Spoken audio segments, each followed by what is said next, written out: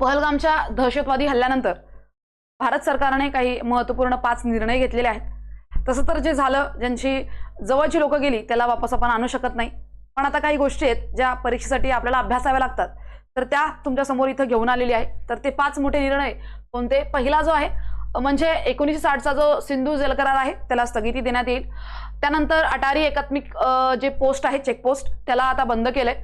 त्यानंतर जे सार्क विजा या योजनेअंतर्गत पाकिस्तानात लोक आहेत तर त्यांना 48 तासातून देश सोडायला सांगितलेलं आहे।